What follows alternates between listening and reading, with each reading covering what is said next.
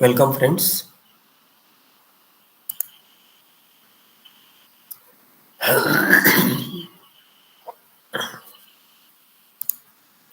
I am Hemant Agarwal,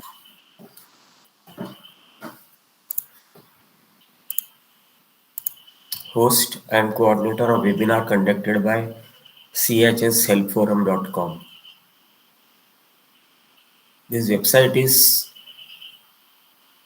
specifically relating to various issues that can be experienced in societies and will benefit both the managing committee and the society members. It has very simple language articles, draft of applications, our earlier webinar videos, and more content shall be added as and when time permits.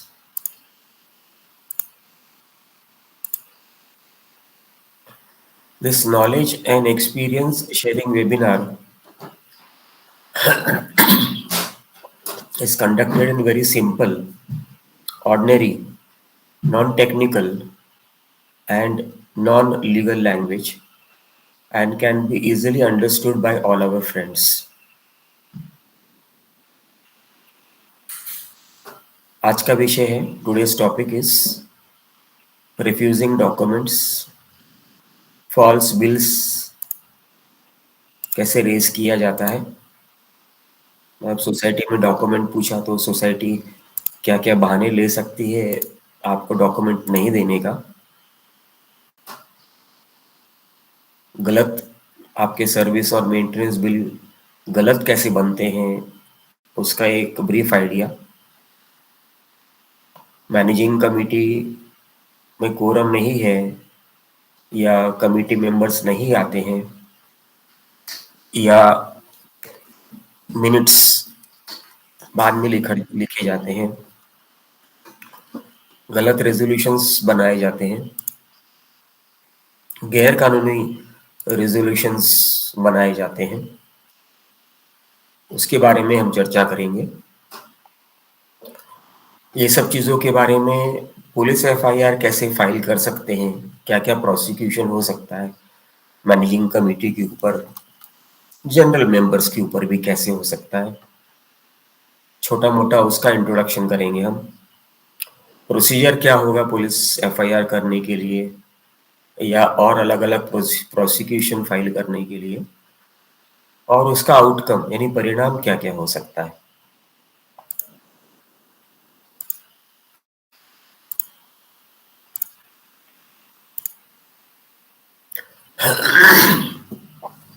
MCS act, Maharashtra cooperative societies act के कुछ section में criminal punishment का provision दिया हुआ है। दो ही section है typically जिसमें क्रिमिनल प्रोसिक्यूशन का परमिशन दिया हुआ, प्रोविजन दिया हुआ है, जिसके लिए आपको पहले से एमसीएस एक्ट के अंदर में अगर प्रोसिक्यूट करना है तो आपको परमिशन लेना है कोऑपरेटिव रजिस्ट्रार से, और अगर इंडियन पेनल कोड के अंदर करना है, कंज्यूमर प्रोटेक्शन एक्ट के अंदर में करना है, सिविल प्रोसीजर कोड के अंदर करना है या और कोई सेक्शंस के अंदर करना है तो परमिशन लेने की आवश्यकता नहीं है। एमसीएस एक्ट में जो क्रिमिनल प्रोसिक्यूशंस वगैरह जो प्रोविजन दिया हुआ है वो सेक्शन 146 और उसका पनिशमेंट डिफाइन किया है सेक्शन 147 में। 146 ऑफेंस के नाम दिए हुए हैं कि कैसे आपने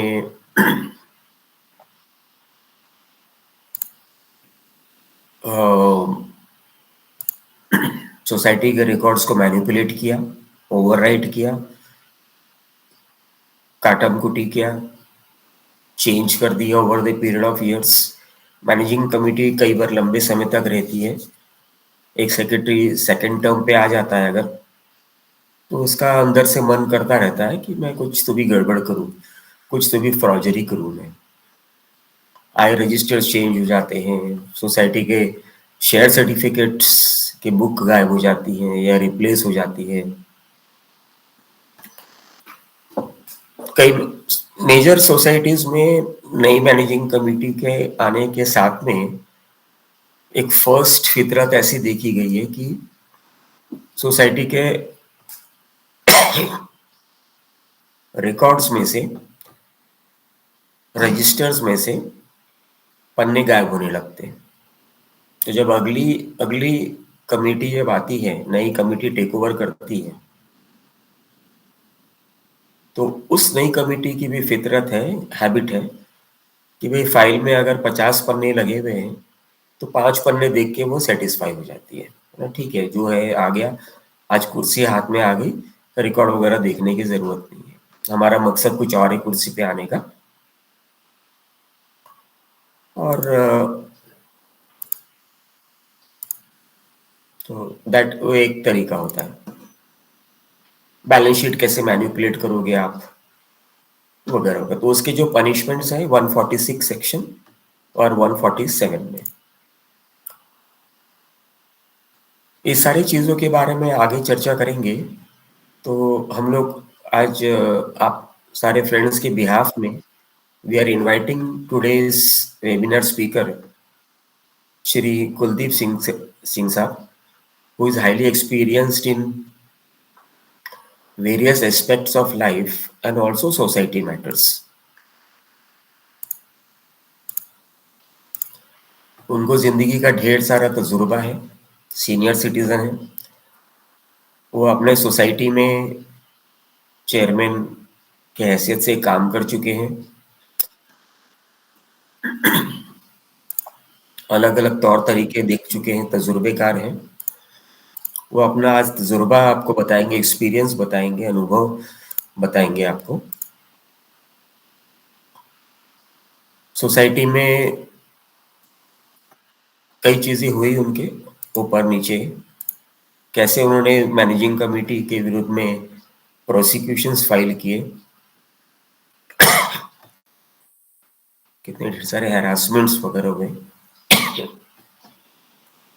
सो on behalf of our friends here, we invite him to narrate his experiences. Kuldeep sir, we respectfully invite you to share your knowledge and experiences with our friends. Please take over and proceed. Thanks, and over to you, Kuldeep sir. Thank you, Hemant sir, for inviting me to speak at this webinar. सबसे पहले मेरा हार्दिक नमस्कार सब बहनों और भाइयों को जो आज के वेबिनार में हिस्सा ले रहे हैं। मेरे को बड़ी खुशी होती है कि ये वेबिनार्स जो हैं वो काफ़ी दिलचस्पी से मेंबर्स अटेंड करते हैं, तो इससे एक भावना बढ़ती है कि आप सब लोग किसी न किसी तरीके से अपनी सोसाइटी में कुछ ना कुछ इम्प्रूवमेंट्स करना चाहते हो, इसीलिए आपकी ये इच्छा होती है कि वेबिनार अटेंड करके कुछ डायरेक्शन ली जाए जो हम नॉर्मल मेंबर्स को अक्सर मालूम नहीं होता है कि अगर कुछ प्रॉब्लम हो है तो हम कैसे प्रोसीड करें।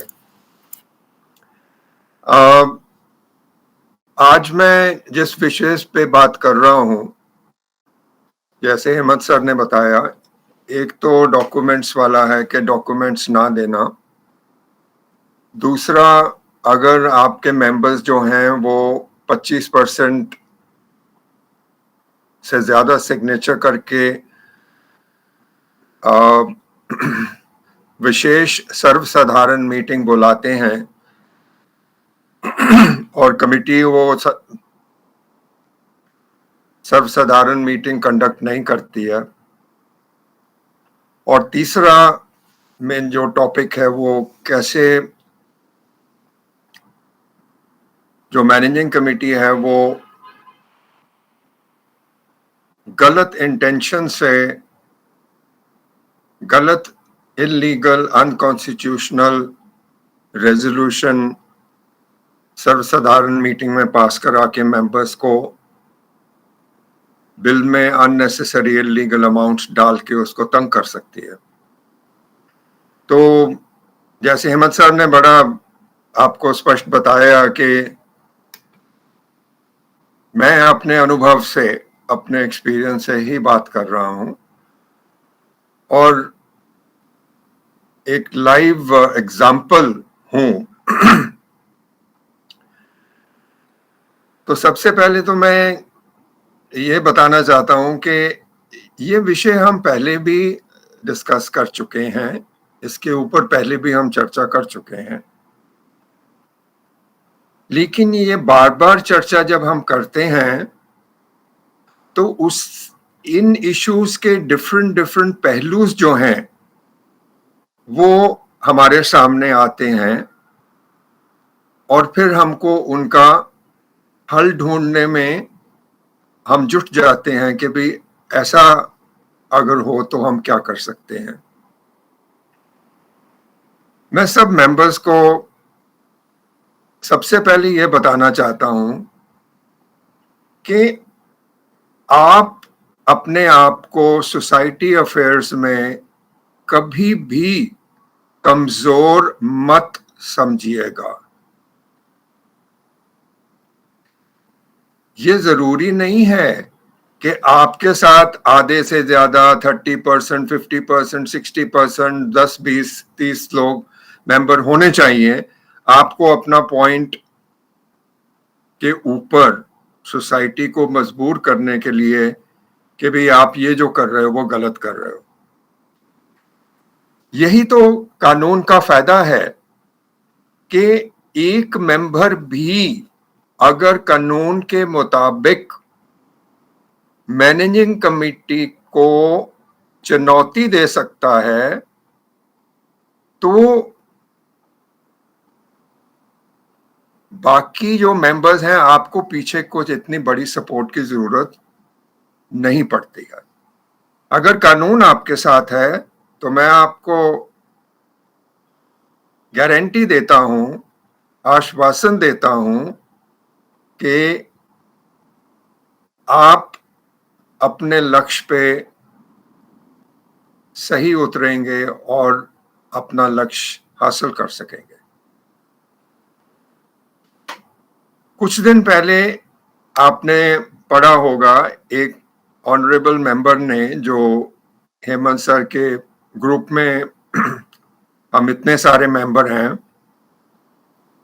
उन्होंने एक जजमेंट हाई कोर्ट की डाली थी एक पूना की सोसाइटी के बारे में, जहां एक मेंबर को डॉक्यूमेंट जो वो मांग रहे थे उनको नहीं मिले। उनकी कंप्लेंट जब डीडीआर ने सुन के मेंबर को बर्खास्त किया अंडर द एमसीएस एक्ट, तो वो मेंबर ने सोचा कि मैं डीडीआर के आदेश को उल्टा करवा सकता हूं, मैं हाई कोर्ट में उसकी चुनौती दूंगा और मैं ये जो मेरे को डिसमिस किया गया है या मेरे को निलंबित किया गया है मैनेजिंग कमेटी से, मैं उसको गलत साबित कर सकता हूं। तो ये बड़ी खुशी की बात है कि वो जजमेंट जो है आपने सबने पढ़ी होगी, क्योंकि आप वो बड़ी ही महत्वपूर्ण जजमेंट है, जहां के हाई कोर्ट ने जॉइंट रजिस्ट्रार का आदेश को अपहेल्ड किया। उन्होंने बोला नहीं, जॉइंट रजिस्ट्रार का आदेश सही है या डीडीआर का, डिप्टी रजिस्ट्रार का आदेश सही है और जो मेंबर है या जो कमिटी है वो गलत है। तो इससे हमको क्या समझ आती है? एक बहुत बड़ा मैसेज है इसमें कि सरकार ने कानून सोसाइटी को चलाने के लिए बनाए हुए हैं, उन कानूनों में दम है लेकिन एफर्ट जो है वो मेंबर को ही करनी पड़ती है कि भी ये गलत हो रहा है सोसाइटी में। अभी बहुत सारे मेंबर्स हैं जो कहते हैं अरे भाई क्यों करना है, ये सोसाइटी मेरे पीछे पड़ जाएगी, मेरे को तंग करेगी, मेरे को ये करेगी, मेरे को वो नहीं करने देगी। तो देखिए, अगर अगर हमारे में वो दृढ़ता है कि हम कानून के हिसाब से सोसाइटी को चलाना चाहते हैं, तो फिर मैनेजिंग कमेटी को मनमानी करने के लिए कोई गुंजाइश नहीं छोड़नी चाहिए। ये बहुत बड़ा एक आपके हाथ में, मैं जैसे बोलूं, एक हथियार है जो कानून है एमसीएस एक्ट वाला, और जो जैसे हेमंत सर ने बताया सेक्शन 146 ऑफ एमसीएस एक्ट, वो कितनी डिटेल दे रहा है आपको कि अगर ये होता है तो आप इसकी कंप्लेंट करके ये पनिशमेंट मिल सकती है कमिटी को या मेंबर को, अगर ये इशू है तो ये पनिशमेंट मिल सकती है। लेकिन हम सबको ये याद रखना चाहिए कि ये जो एफर्ट है इन चीजों को सामने लाने के लिए, डीडीआर जेटीआर की नजरों में लाने के लिए, वो हमारा कर्तव्य बनता है। तो मेरे साथ भी कुछ ऐसे ही हुआ कि मैंने कुछ डॉक्यूमेंट्स मांगे और सोसाइटी ने नहीं दिए, या कुछ दिए तो थोड़े बहुत दे दिए। लेकिन एक चीज मैं आपको ये बताना चाहता हूं कि हमारा जो एमसीएस एक्ट है सेक्शन 32 जो है, उसमें लिखा हुआ है, कुछ डॉक्यूमेंट्स के बारे में लिखा हुआ है कि ये जो डॉक्यूमेंट्स हैं वो कोई भी मेंबर ले सकता है। उससे पहले दो तीन जो सेंटेंसेस हैं वो ये कहते हैं कि इंस्पेक्शन ऑफ डॉक्यूमेंट्स आप at a pre determined time as promulgated or agreed between the society and the member can go and inspect the documents। उसमें उन्होंने ये नहीं लिखा कि only this document or this thing। लेकिन 32 सेक्शन में as far as obtaining the documents are concerned, आपको document चाहिए तो आप सोचिए सोसाइटी में कितने डॉक्यूमेंट्स होते हैं। अभी सबका वर्णन तो नहीं कर सकता एमसीएस एक्ट। एमसीएस एक्ट 1 से लेके 2, 3, 4, 5, 6, 500, 600, 700, 1500 ये तो नहीं लिख सकता है। एक हमको उसकी स्पिरिट जो है, सेक्शन 32 की स्पिरिट, बायलॉ 171 की स्पिरिट, हमको वो देखनी है, हमको वो समझनी है। जो उधर लिखे हुए हैं डॉक्यूमेंट्स, उसमें आप देखोगे नॉर्मली मैनेजिंग कमेटी आपको रिफ्यूज जनरली नहीं करेगी, क्योंकि उसमें तो ब्लैक एंड व्हाइट में लिखा हुआ है कि भाई ये डॉक्यूमेंट्स हैं, अपने मेंबर्स लिस्ट हुई, फिर आपका जो minutes of the meeting, MC meeting, AGM works, and आपके बारे में जो भी डॉक्यूमेंट्स हैं। तो ये समझना जरूरी है कि spirit of the cooperative society, spirit of the act and spirit of the bylaw, ये किसी की जागीर नहीं है, ये हम सबकी सोसाइटी है जिसमें हम बराबर के हिस्सेदार हैं। तो इसमें ये नहीं कर सकते आप कि आपको ये दिखा सकते हैं, ये नहीं दिखा सकते, ये दे सकते हैं, ये नहीं दे सकते। अरे भाई, ये कोई दो मुल्कों के बीच में कोई इंटेलिजेंस की बात तो है नहीं है। कि भी हमारे पास कितनी फौज है, आपके पास कितनी फौज है, हम नहीं बताएंगे आपको कि हमारे पास कितनी फौज है, हमने कहां कहां डिप्लॉय की हुई है। आप मेरे को ये बताइए, कभी आपने सोचा है कि सोसाइटी में कोई ऐसा डॉक्यूमेंट हो सकता है जो secret, confidential, personal and confidential nature का हो, सिर्फ और सिर्फ जो डॉक्यूमेंट्स दूसरे मेंबर के हैं या दूसरे मेंबर के अकाउंट्स हैं जिसमें आप हस्तक्षेप या आप अपनी रुचि नहीं दिखा सकते हो, वो मनाही बड़े क्लियरली लिखी हुई है सेक्शन में। और तो उसके अलावा, इन अदर वर्ड्स, आपको जो चाहिए अपने document, who can refuse and why should they be refused? मैं आपको एग्जांपल देता हूं एक, मैं उस पे आऊंगा जो मेन मुद्दा है, लेकिन पार्ट ऑफ दैट मुद्दा, that issue was my manipulation of my account, and I am demanding from the managing committee and the secretary, please give me my ledger account from so and so year to so and so year. अरे भाई, मेरा अधिकार नहीं है उस पे क्या? वो मेरी प्रॉपर्टी है। मेरा अधिकार है कि मेरी लेजर अकाउंट जब मेरे को अगर चाहिए हो तो सोसाइटी कते ही उसको रिफ्यूज नहीं कर सकती है। तो ये क्या हुआ? ये तो फिर वो हाई हैंडेडनेस समझ लो, या समझ लो कि भी दादागिरी है। अरे, हम सोसाइटी एक में रहते हैं, इसमें दादागिरी वाला क्या है? मेरे को हक है मेरे अकाउंट को मेरे को देखूं, मैं उसको चेक करूं। सो मैं आपको जो कहना चाह रहा हूं कि जो हमारे डॉक्यूमेंट्स, जो हमारा अधिकार है, except for the other members accounts और अदर मेंबर्स पर्सनल डॉक्यूमेंट्स, ऐसे जैसे हेमंत सर ने पहले भी एक बार चर्चा की थी, प्राइवेट डॉक्यूमेंट्स जिसको बोलते हैं हम, वो प्राइवेट डॉक्यूमेंट्स में मेरा अधिकार नहीं है। लेकिन जो most of the documents in society are public documents. Why should I not be allowed to have a look कि भी जो कॉन्ट्रैक्ट दिया है वो कॉन्ट्रैक्ट की टर्म्स एंड कंडीशन क्या है?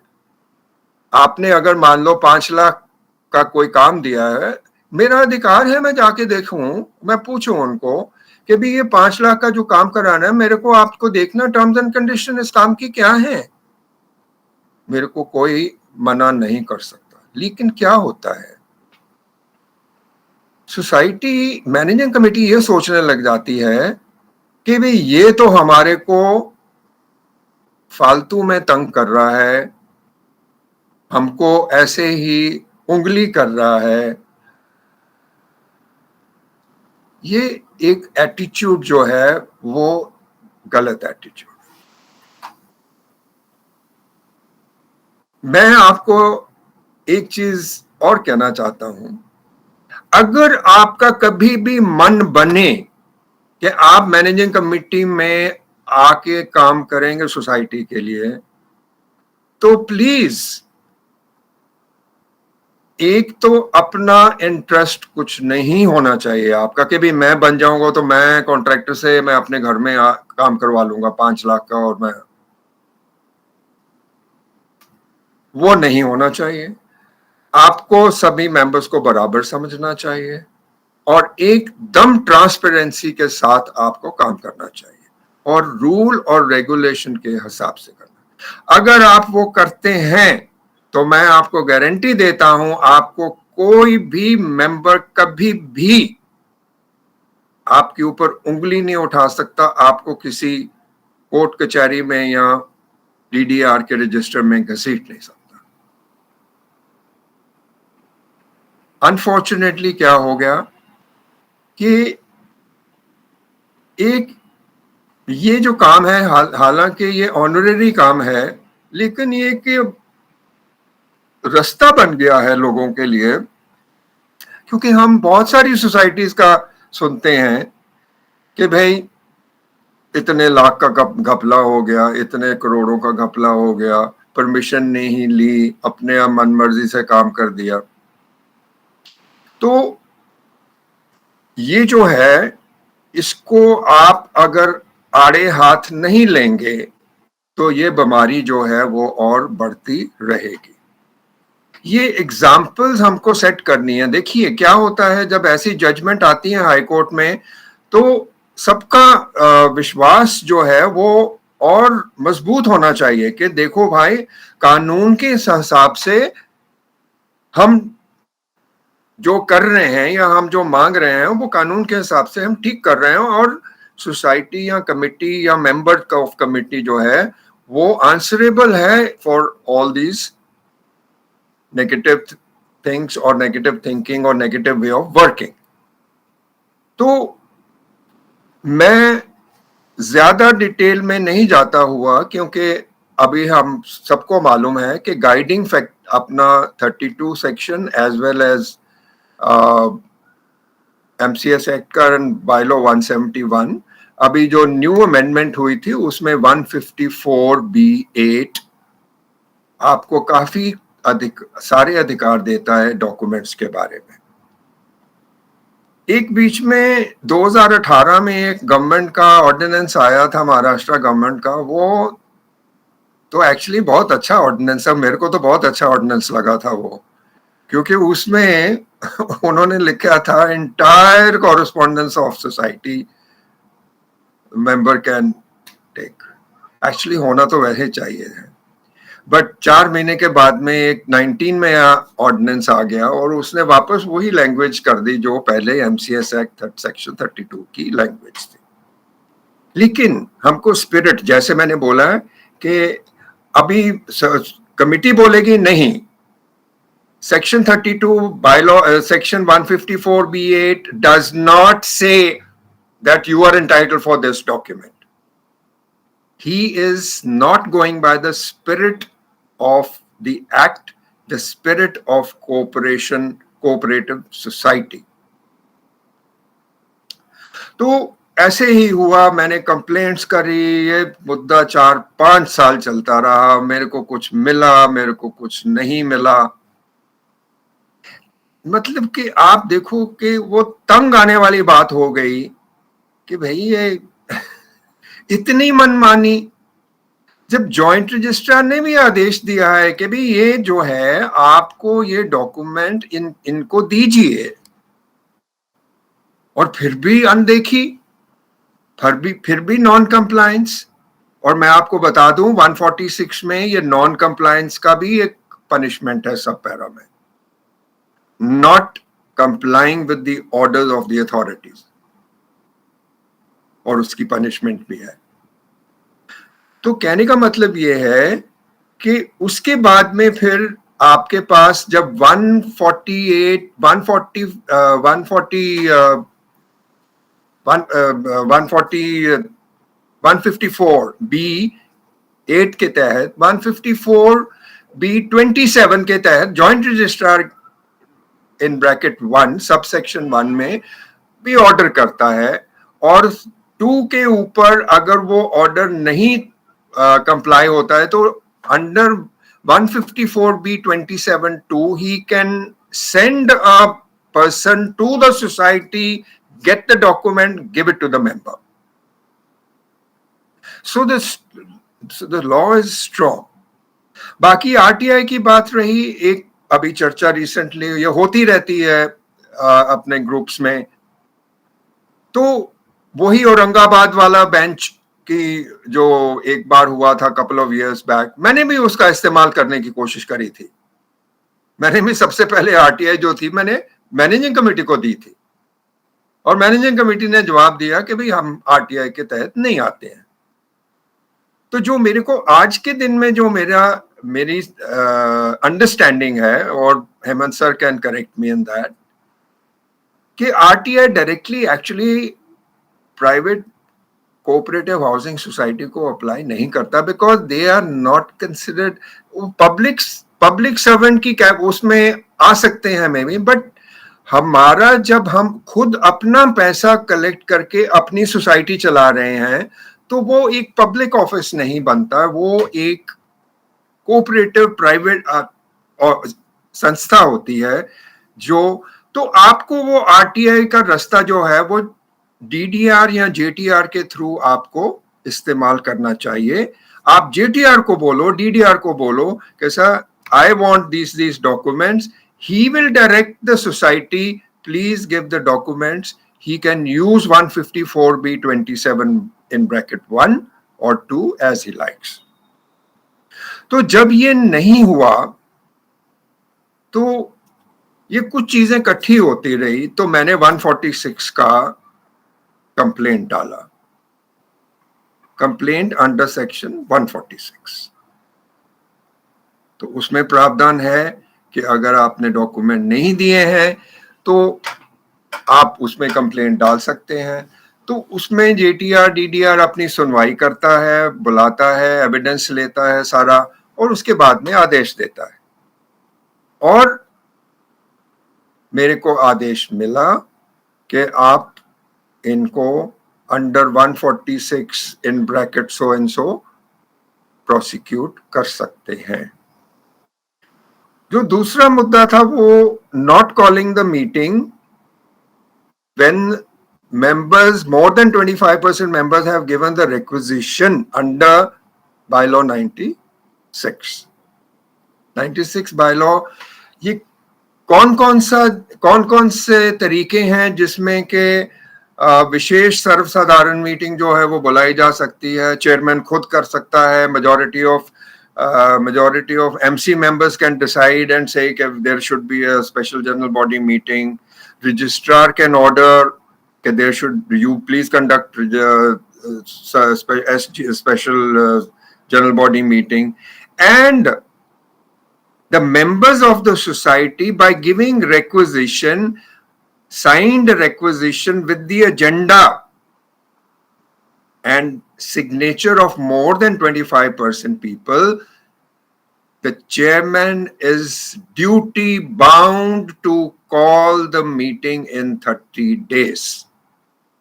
Within 1 week of receiving the requisition, he must hold a managing committee meeting, discuss the requisition in that meeting, and promulgate the date for the SGM. उसमें एक चीज आपको ध्यान रखनी चाहिए कि एसजीएम जब आप बुलाते हो तो आप एजेंडा लिख के देते हो, उसमें एक एजेंडा भी हो सकता है, 2 भी हो सकते हैं, जो भी, बट शुड बी मिनिमम। तो वो एजेंडा सैक्रोसेंट होता है। उस एजेंडे का इंटेंट जो है, by breaking the words or by adding the words, managing committee can not change. अगर आपने पूछा है कि भाई ये बिल्डिंग की रिपेयर हो रही है, we need to discuss the repair of this building and the agreement और the contract with the contractor and consultant, then it should, managing committee को उसी के बारे में, उसी भावना से, जो भावना से मेंबर्स चाहते हैं मीटिंग, वो करनी पड़ेगी। तो ऐसे ही कुछ हुआ। तो ये जो चिट्ठी होती है नॉर्मली रिक्वेजिशन, ये डीडीआर को, जॉइंट रजिस्ट्रार को ये कॉपी भी भेज देते हैं, जैसे हमने भी मेंबर्स ने कुछ साइन किया और कॉपी जेटीआर को भेज दी कि भाई हम ये मांग कर रहे हैं, रिक्वेजिशन हम दे रहे हैं सोसाइटी को कि भाई ये हमारी कुछ एजेंडा है, 1 और 2-3 एजेंडाज, और हमको इसके बारे में बात करनी, डिस्कस करना है। अभी ये कैसे होता है नॉर्मली, कुछ आपने शायद मान लो कुछ डिसाइड किया हो और आप देखो कि भाई हमने तो सर्वसाधारण मीटिंग में ऐसे डिसाइड किया था, जो मैनेजिंग कमेटी है वो तो दूसरे रास्ते पे चल पड़ी है इस मुद्दे के ऊपर। तो आप जब मेंबर्स ये देखते हैं कि हमने तो ऐसे प्रोसीड करने के लिए नहीं अनुमति दी थी, तो आप रिक्वेजिशन डाल के, आप एजेंडा डाल के एक सर्वसाधारण मीटिंग बुला के उसमें पूछ सकते हो कि भाई आप ऐसा क्यों कर रहे हो। मैंने जो जनरल बॉडी है उसने तो ये डायरेक्टिव दिया था कि ऐसे प्रोसीड करना है। तो इसमें भी कुछ आनाकानी हुई और मीटिंग नहीं की गई। कुछ ऐसे मुद्दे थे जो उन्होंने रीजन दिए, लेकिन सबसे आश्चर्य वाला बात जो था उसमें वो ये था कि जो भी एजेंडा दिए थे, मैनेजिंग कमेटी कहती है कि ये एजेंडा एजीएम में रखने के, जन सर्व या एसजीएम में रखने के काबिल नहीं है, यानी कि this is something which is not fit enough to be discussed in the SGM. Now इधर जो मेरा अपना विचार है, निजी विचार, हेमंत सर या और मोर क्वालिफाइड पीपल कैन करेक्ट मी, वो यही है कि मेंबर्स कोई भी मुद्दा रखें, वो एडमिनिस्ट्रेटिव मुद्दा हो, वो फाइनेंशियल मुद्दा हो, वो रनिंग ऑफ द सोसाइटी का कुछ हिस्सा हो, पर्यावरण का मुद्दा हो, कंस्ट्रक्शन का मुद्दा हो, मेंबर्स को अधिकार है किसी भी विषय के ऊपर वो ये सर्वसाधारण मीटिंग रिक्वेजिशन कर सकते हैं। कोई ऐसा मुद्दा नहीं है, ठीक है, डिस्कशन करिए, मीटिंग बुलाइए, डिस्कशन करिए, आप उसमें बोल दीजिए कि भाई ये जो है ऐसे है और ये हम ऐसे करके देख रहे हैं, आप मेंबर्स को सेटिस्फाई कर दीजिए। हम क्यों रिक्वेजिशन देते हैं? क्योंकि members need to be satisfied that the action being taken by the managing committee is appropriate and we are not doing things the wrong way and we are not going in a wrong direction. उसके बाद में तो ये एक दूसरा मुद्दा था जो कि सैक्रोसेंट है, लेकिन जब इसकी 146 की कंप्लेंट करी गई तो जॉइंट रजिस्ट्रार ने इसको भी अपहोल्ड किया और प्रोसिक्यूशन का आदेश दे दिया। जो तीसरा मुद्दा मैं आपसे बताना चाहता हूं कि सोसाइटी हम सबके पैसे से चलती है और सबकी बराबर की कंट्रीब्यूशन होती है as per rule and regulation. तो अपने जो बाई लॉ है उसमें बड़ा क्लियरली दिया हुआ है कि भी जो मेंटेनेंस चार्जेस सोसाइटी लेती है वो मेंटेनेंस चार्जेस में कौन कौन से कंपोनेंट्स होते हैं। पानी का लेती है, अगर कॉमन बिजली है कॉमन एरिया की उसका, या सिक्योरिटी का, साफ सफाई का, गार्डन का, तो ये नॉर्मली मेंटेनेंस चार्जेस में आते हैं। लेकिन उसके अलावा भी 66 जो बायलॉ है उसमें दिए हुए हैं कि भी ये चीजों जो सर्विस कंपोनेंट है, सर्विस चार्जेस का कंपोनेंट जो है वो ये चीजें को ऐड कर सकती है मैनेजिंग कमेटी आपके सर्विस चार्जेस के under service charges in your bill. लेकिन ये मैनेजिंग कमेटी या सेक्रेटरी की ड्यूटी है कि जो भी चार्ज हो रहा है आपके बिल में वो रूल के मुताबिक हो रहा है, उसकी अनुमति जो है, अगर कोई ऐसा है कोई भी चीज जो है वो जनरल बॉडी ने अप्रूव करी है तो उसके जो चार्जेस हैं वो डाल सकते हैं। लेकिन बिल में उनको लिखना है कि ये इस चीज के ऊपर चार्जेस लिए जा रहे हैं मेंबर्स से। तो मैं आपको एक चीज बताऊं कि सर्विस चार्जेस में एक कंपोनेंट है जिसको हम लीगल चार्जेस बोलते हैं। कई किस्म की फीस भी होती हैं, लीगल चार्जेस का भी एक वर्ड वो यूज किया हुआ है सर्विस चार्ज में, लीगल चार्जेस। अभी हमको समझने की ये जरूरत है कि ये जो बायलॉ में सर्विस चार्जेस कंपोनेंट है, ये service charges component service charges में जो लीगल चार्जेस का कंपोनेंट है, वो कंपोनेंट नॉर्मली कौन सा होता है? वो कंपोनेंट वो होता है जो सभी मेंबर्स को इक्वली शेयर करना पड़ता है। मैं उसकी एक उदाहरण देता हूं आपको। मान लीजिए कि आपने कुछ बिल्डिंग में रिपेयर करवाई, हमको वो बिल्डिंग रिपेयर जो थी वो सेटिस्फैक्टरी या हम उससे सहमत, जो उसकी क्वालिटी थी उसके साथ सहमत नहीं थे, और हम कॉन्ट्रैक्टर को हमने बोला कि भाई ये ठीक नहीं किया है आपने, या तो इसको ठीक करो, और कॉन्ट्रैक्टर बोले कि भाई मैंने तो कर दिया है, भाई आपने जो करना है आप करो, मेरा आप पैसा दो। तो उसमें अगर विवाद होता है, ऐसा मैं एक उदाहरण दे रहा हूं आपको,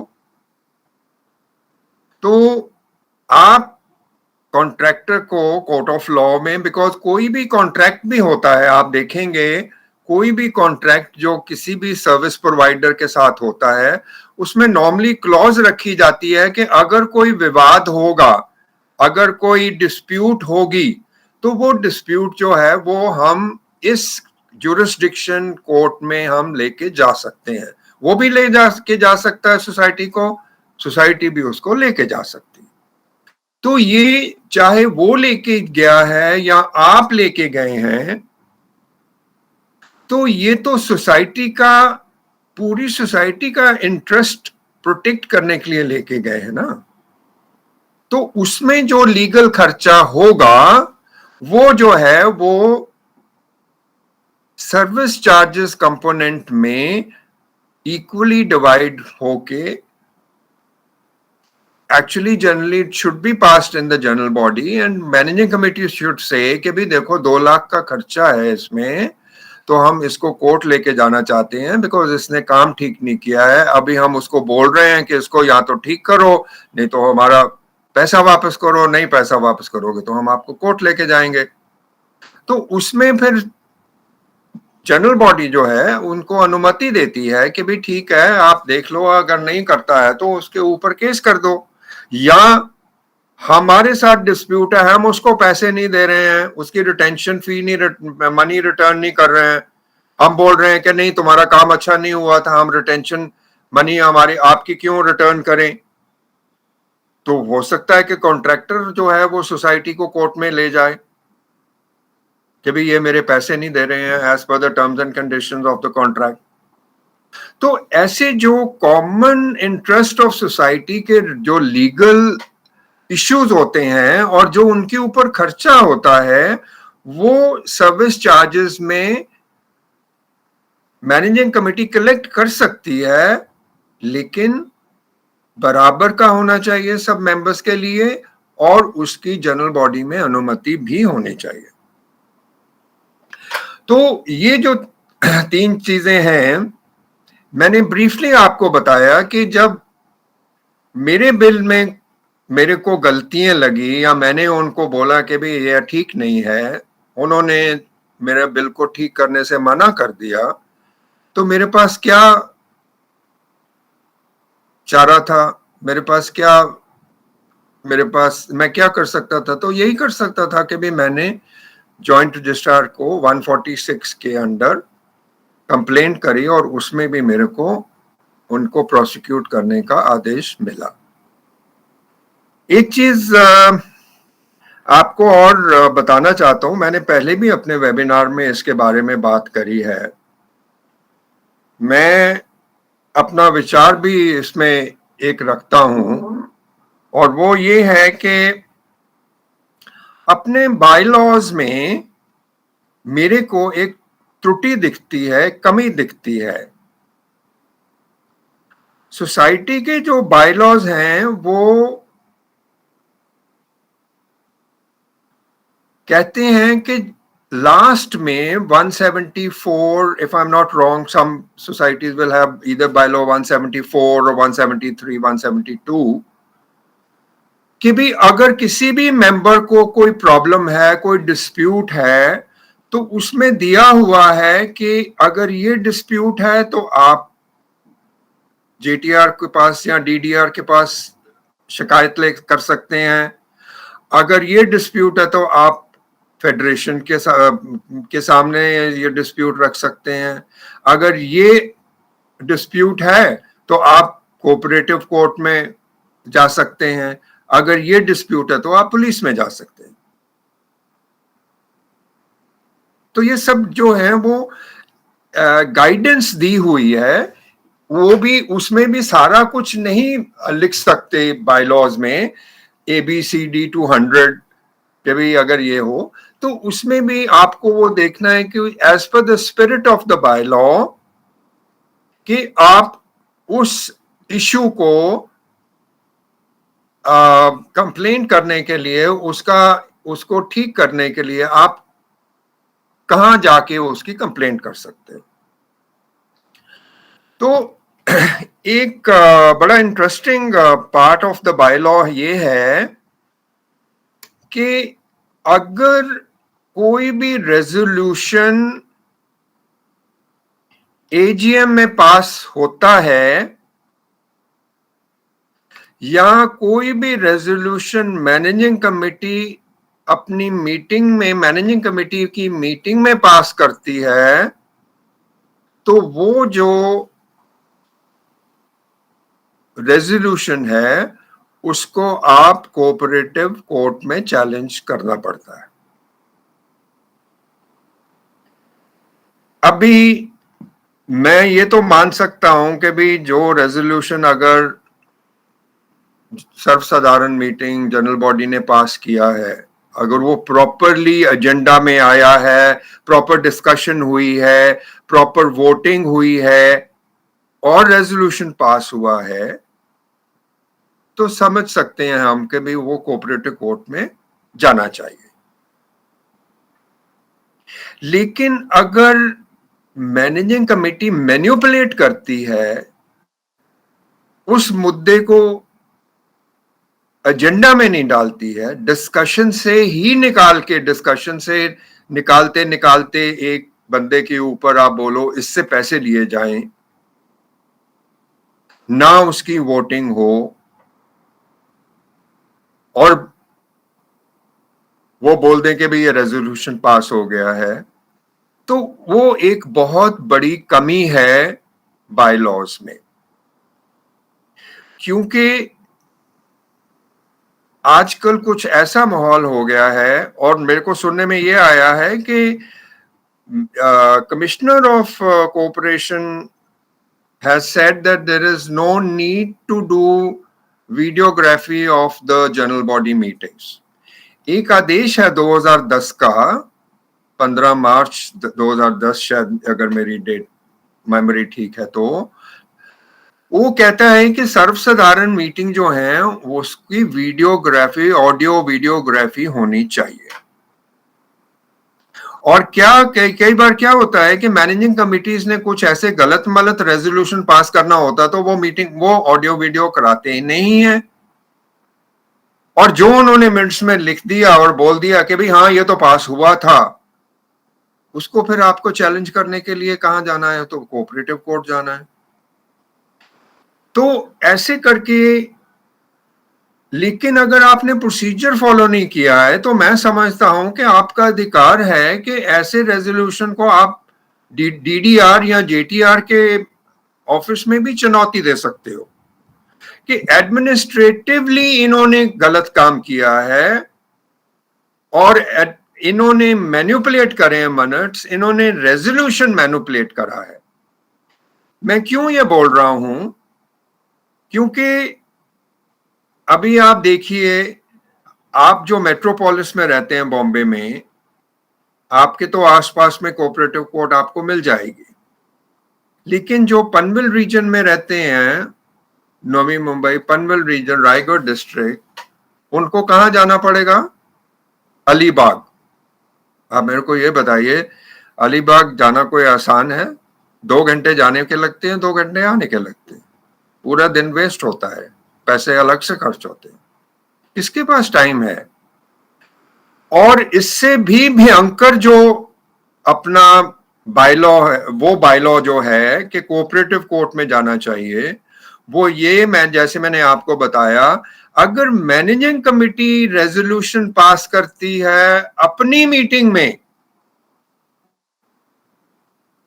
उसको भी आप सिर्फ कोऑपरेटिव कोर्ट में चैलेंज कर सकते, करना पड़ता है। अगर मेरे ऊपर मान लो मैनेजिंग कमेटी मेरी बनती नहीं है, मैनेजिंग कमेटी से वो बोलते हैं कि ये हमको तंग करता है, इसका एक रेजोल्यूशन बनाते हैं, इसको ये पनिशमेंट देते हैं, या इससे ये पैसा हम बोलते हैं कि इतना आपको फाइन देना या समथिंग, अगर वो 10, 12, 15 जितनी भी आपकी कोरम है, वो बैठ के एक निर्णय ले लेते हैं कि भाई नहीं, ये तो इससे, इस बंदे से लेना है हमने, तो वो रेजोल्यूशन पास कर देते हैं। उन्होंने तो रेजोल्यूशन पास कर दिया बैठ के इधर, तो मेरे को चैलेंज करने के लिए अलीबाग जाना पड़ेगा। तो ये मैं समझता हूं कि कभी भी जब next revision of the bylaws हो, एमसीएस एक्ट का अगर अमेंडमेंट हो, तो ये अधिकार जो है, लेट जॉइंट रजिस्ट्रार या डीडीआर को तय करने दो। मैं ये नहीं कहता हूं कि डीडीआर फैसला कर दे उसका, लेकिन डीडीआर बोल सकता है कि भी नहीं, ये आपने गलत किया है, आप इससे पैसे नहीं ले सकते हो। आप जाके कोऑपरेटिव कोर्ट से आदेश लेके आओ कि ये पैसे इसके देने पड़ते हैं, इसके देने बनते हैं। तो let the committee go to cooperative court. Why should a member get harassed because committee has done a wrong thing, either by illegally passing a resolution in the general body meeting, or even passing the resolution in the managing committee meeting? Why should the member be made to suffer? So ये मेरे हिसाब से थोड़ा सा एक लकूना मेरे को लगता है कि ये चीजें जो हैं, ये इनका समाधान होना चाहिए। अभी मैं आता हूं अपने लास्ट पार्ट पे कि जब आपको ऐसी कंप्लेंट में 146 का आदेश मिलता है, एक आप चीज जरूर याद रखिएगा कि जैसे section 146 of act, then section 147 gives punishment, corresponding punishment. अगर 146 D, तो 147 D gives के भी इसकी पनिशमेंट क्या होनी चाहिए, 146 P, 147 P will give what should be the punishment for this offense, और बड़ा क्लियरली लिखा हुआ है। 146 का टाइटल है ऑफेंसेस, तो इसमें कोई कोई दोहरी राय नहीं है। ऑफेंस इज ऑफेंस, गलती है, गलती की है उस कमिटी ने, तो उसकी जो पनिशमेंट 147 में। लेकिन आप नेक्स्ट सेक्शन पे जाएंगे 148 में, वो बड़ा क्लियरली बोलता है कि आपको अगर एक्शन लेना है मैनेजिंग कमेटी के ऊपर या किसी मेंबर के ऊपर जिसने ये गलती करी हो, तो आपको DDR, JTR, registrar, it says registrar, but registrar also means joint registrar and deputy registrar, उसकी अनुमति लेना जरूरी है। 148 in bracket 3। तो अगर आपको 148 in bracket 3 की अनुमति मिलती है, तो फिर उसके बाद आपको क्या करना है? आपके पास 2 रास्ते होते हैं। पहला रास्ता यह है कि आप उस ऑर्डर को जो 146 के ऊपर जो 148(3) अनुमति दी है, वो ऑर्डर जो है, उसको आप अपने पुलिस स्टेशन में फॉरवर्ड करिए विद अ सिनॉप्सिस, एक ब्रीफ बना के कि भी ये कंप्लेंट थी और जॉइंट रजिस्ट्रार ने हमको इनको प्रोसिक्यूट करने के लिए आदेश दिया है, तो आप जो है इसके ऊपर एफआईआर फाइल करें। अभी ये तो हम सबको मालूम है कि पुलिस को एफआईआर करने में बहुत दुविधा होती है। वो तब तक एफआईआर नहीं करते हैं जब तक उनको करनी ही पड़े। वो आपको कितने रीजंस बताएंगे, नहीं इसके ऊपर एफआईआर नहीं हो सकती, ये जॉइंट रजिस्ट्रार का आदेश है, आप ऐसे करिए, आप वैसे करिए, हम इसके ऊपर कुछ नहीं कर सकते, ये सोसाइटी मैटर है। ये पुलिस स्टेशन में एक अक्सर होता है कि सोसाइटी मैटर की बड़ी अनदेखी होती है पुलिस स्टेशन में। वो समझते हैं कि भी ये तो सोसाइटी में जो लोग बैठे हैं इनका तो काम ही लड़ना झगड़ना है, इनके तो कोई ना कोई विवाद चलता रहता है। अगर पुलिस इसका कॉग्निसेंस लेना शुरू कर दे तो कितनी सोसाइटी हैं, कितनी, और हर एक सोसाइटी में ये राम कहानी हर एक सोसाइटी में है अनफॉर्चुनेटली। मैं पहले भी मैंने कहा था एक बार कि महाराष्ट्र सरकार ने, महाराष्ट्र स्टेट ने बड़ा अच्छा एक इनिशिएटिव लिया था कोऑपरेटिव सोसाइटी का, एमसीएस एक्ट बनाया था, कोऑपरेटिव सोसाइटी के रूल्स बनाए हैं हाउसिंग सोसाइटी के, with a very good intention कि एक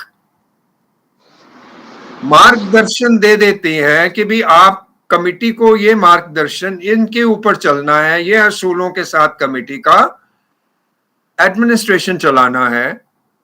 लेकिन हम उसको तोड़ मरोड़ के, उसकी अनदेखी करके, अरे ठीक है यार ये बायलॉ को इधर रखो एंड ऑल दैट, हमको पता है क्या करना है, हम करेंगे जैसे हमको ठीक लगेगा, ये छोड़ो ये बायलॉ वायलॉ, क्या है बायलॉ। ये मनमानी जो है उसके साथ ही सारी प्रॉब्लम होती है, और मेरे को मालूम है कि बहुत सारी सोसाइटीज में ऐसे हो रहा है, और मेंबर्स जो जनरली हैं बहुत तंग हो जाते हैं। तो पुलिस आपको बोलेगी कि भाई नहीं इसका तो हम एफआईआर नहीं बनता है, एफआईआर नहीं कर सकते। तो उसके बाद में आपको क्या रास्ता है, आप पुलिस स्टेशन से आप ऊपर जा सकते हैं, एसीपी के पास जा सकते हैं, डीसीपी के पास जा सकते हैं, आप उनको कन्विंस करने की कोशिश कर सकते हैं कि साहब देखो ये मेरे को आदेश मिला है तो इसलिए इसकी एफआईआर होनी चाहिए। तो ये भी एक स्ट्रगल है, एक जद्दोजहद है। बट मैं ये कहूंगा कि अच्छा जो दूसरा रास्ता है वो ये है कि आप प्राइवेट कंप्लेंट अपनी दाखिल कर सकते हैं under 156 in bracket 3 of CrPC. आप कोर्ट में मजिस्ट्रेट के जा सकते हैं, लेकिन उससे पहले आपको पुलिस कंप्लेंट जरूर देनी चाहिए, और उसके बाद एटलीस्ट 2 वीक्स आपको वेट करना चाहिए फॉर पुलिस टू रिस्पॉन्ड और take cognisance of your complaint. उनको आपको टाइम देना चाहिए।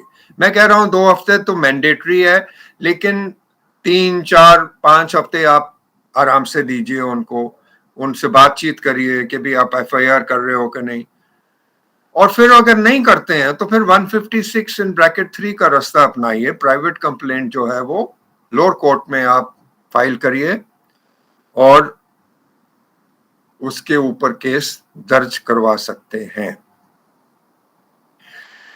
लेकिन वही है कि आपकी मेहनत का ऊपर है, आप कितना कन्विंस कर सकते हैं हायर अथॉरिटीज को। तो I would say in my case I was fortunate to get an FIR registered for these cases. इसमें फर्क क्या है बेसिकली, बात तो वही है, करना तो कोर्ट ने ही है डिसाइड, लेकिन वही होता है कि अगर एफआईआर हो तो फिर स्टेट का मुद्दा बन जाता है, स्टेट वर्सेस रिस्पोंडेंट, तो आपको खर्चा नहीं करना पड़ता है, आपको आपकी सिरदर्दी बच जाती है। अगर 156 के तहत जाते हैं तो फिर आपको केस दर्ज करना पड़ता है, वकील को हायर करना पड़ता है, पैसे लगते हैं।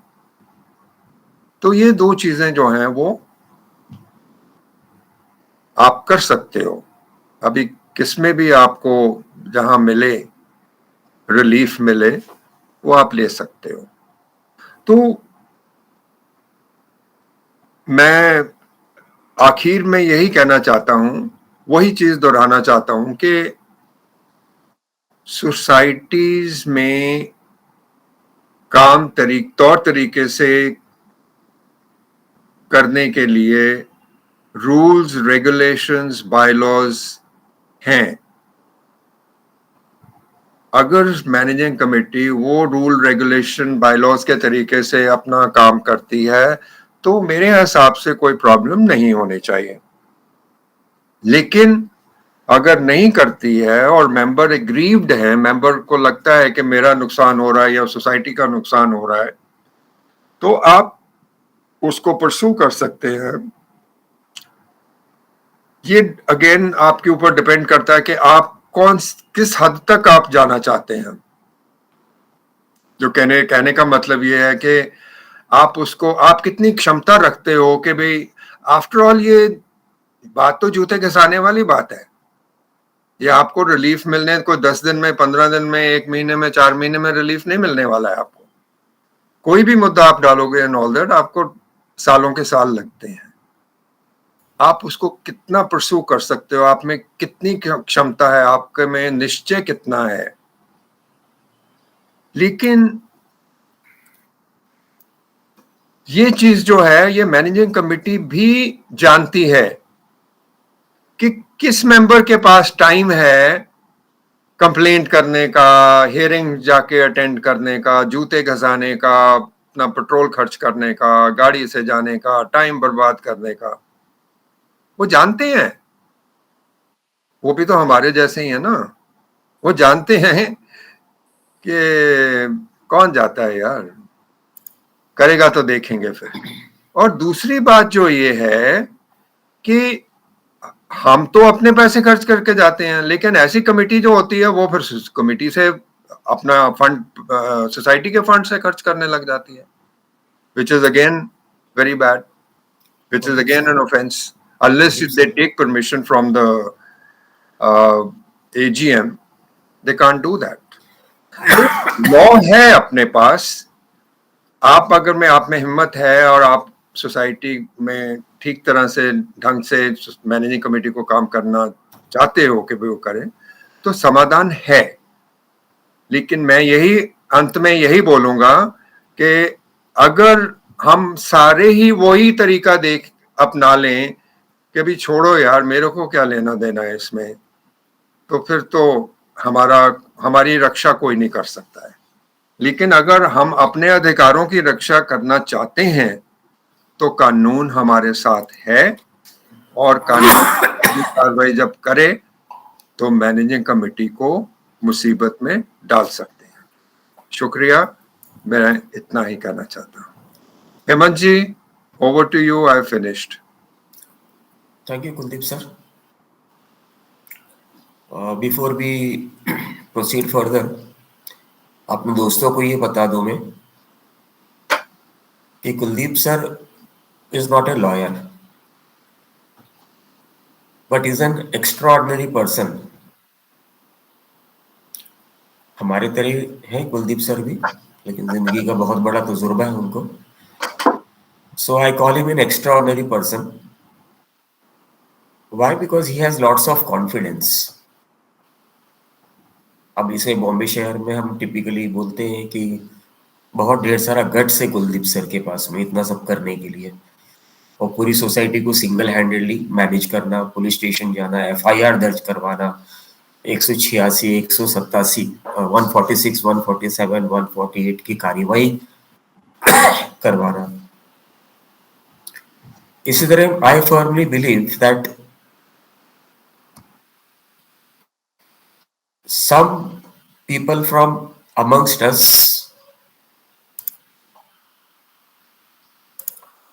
also have extraordinary confidence. We can be also an extraordinary person with lot of confidence. इसको guts में बोलता हूं मैं। ये सब करने का जो कुलदीप सर ने किया, अगर कुलदीप सर कर सकते हैं तो हमें करने में कोई तकलीफ नहीं होनी चाहिए, but majority of us typically do not have the courage to move forward. जैसे मैंने अपने व्हाट्सएप के ग्रुप्स में वगैरह देखे और कितने ही ग्रुप्स में देखे, सिर्फ आर्ग्यू करना है, बातचीत करना है, ये कैसे वो कैसे, स्पून फीडिंग, एक ही चीज को बार बार पूछना है, लेकिन करना नहीं है। वो टाइम पास जिसको कहते हैं हम आसानी से मुंबई की भाषा में। मैनेजिंग कमेटी का एक टिपिकल सिनेरियो ऐसा होता है कि आप उनके पास जाते हो तो वो फर्स्ट पहले एक रेसिस्टेंस क्रिएट करते हैं, नहीं नहीं आज टाइम नहीं है, कल आना। भले आपका वो आप मेंटेनेंस पूरा दे रहे हो, सोसाइटी के जो भी बायलॉज के कंप्लायंसेस हैं वो सब कर रहे हो। मेंबर का क्या है, बायलॉज का कंप्लायंस करने का बहुत छोटा सा ही स्कोप है, कचरा नहीं फेंकना है, टाइम पे मेंटेनेंस दे देना है, शोर नहीं करना है, वगैरह वगैरह। ऐसे 2 4 5 10 आइटम मिलेंगे। पर मैनेजिंग कमिटी का देर आर ओवर 100 पॉइंट्स जिनका उनको कंप्लायंसेस करना है। पर वो कंप्लायंस करने की जगह में आप क्या करते हो, आप काम चोरी करते हो। आके कुर्सी पे तो बैठ जाना मैनेजिंग कमेटी के, कागज पत्री देखना नहीं है जानबूझ के, कल देखते हैं। रुबाब झाड़ना, दादागिरी करना एक फितरत बन जाती है, एक आदत बन जाती है।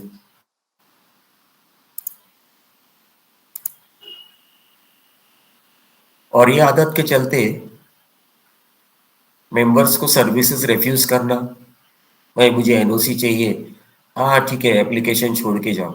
आप कौन है, आप फ्लैट ओनर हो क्या, आधार कार्ड लगाओ, पैन कार्ड लगाओ, ये करो वो करो। बड़ी सोसाइटी में एक दूसरे को नहीं पहचानते,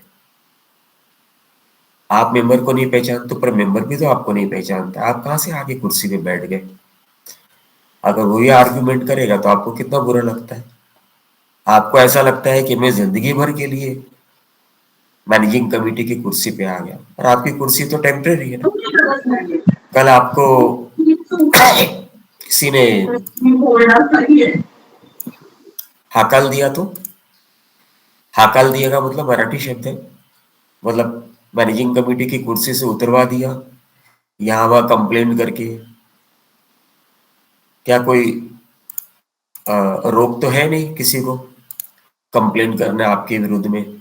आपके विरुद्ध में क्रिमिनल कंप्लेंट भी हो सकता है, सिविल कंप्लेंट भी हो सकता है, कंज्यूमर में भी हो सकता है, कोऑपरेटिव कोर्ट में भी हो सकता है।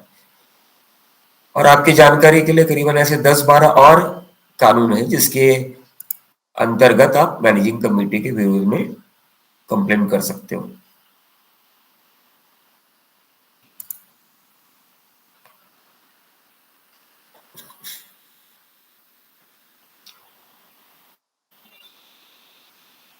देर आर, जैसे मैनेजिंग कमेटी आपको हैरास कर सकती है, वैसे आपने देखा होगा कि करीबन 2-4% जनरल मेंबर्स जो सोसाइटी के हैं वो भी मैनेजिंग कमेटी को परेशान करने में आनंद लेते हैं, सैडिस्टिक प्लेजर लेते हैं। अरे ये अर्जी डाल देते हैं अपन व्हाट्सएप में, ऐसा बोला गया, अपन डाल के Yes, sir. देखते हैं ना क्या होता है करके।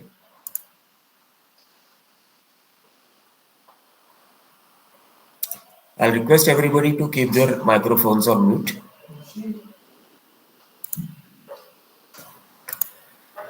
आज का एक विषय ऐसा था कि आप डॉक्यूमेंट के लिए अप्लाई कर सकते हो। Please keep your microphone on mute mister Govind Navalkar. Mister Govind Navalkar, please put your microphone on mute.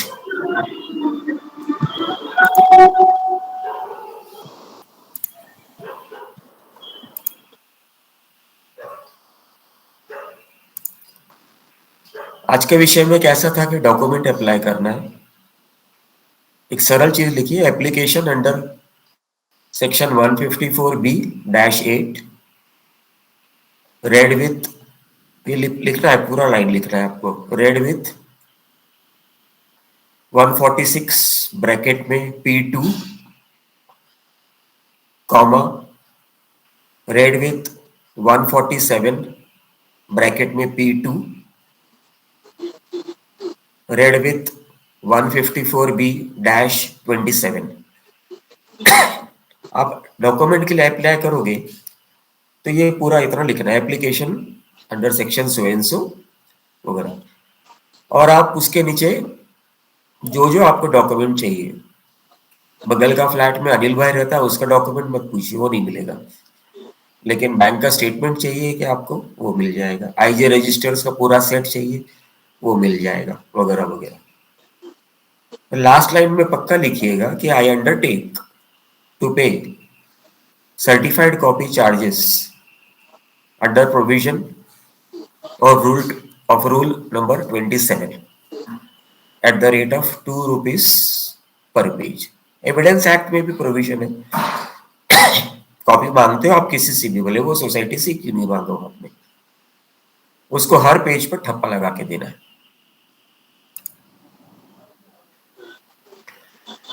Before proceeding and taking up questions from our friends, we'll just take a 2-minute our sponsor break. So just be with us.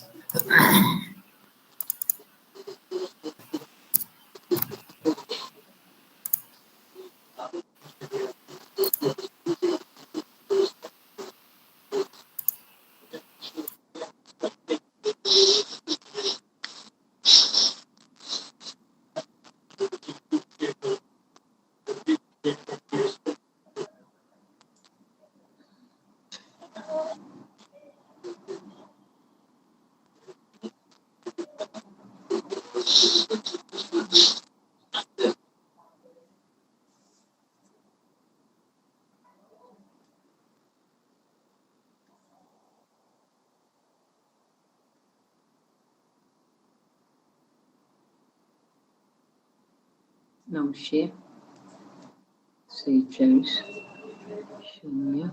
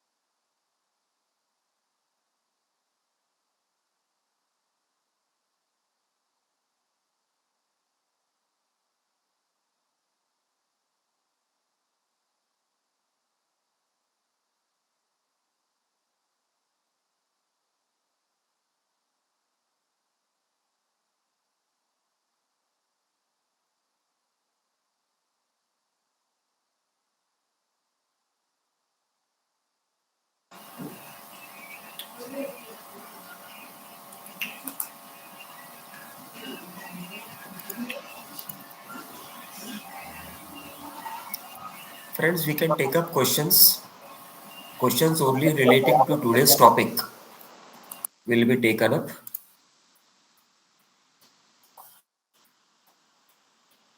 I request everybody to keep their microphones on mute and do not disturb the webinar. आज का जो विषय है सिर्फ उसी पे आप प्रश्न पूछिए।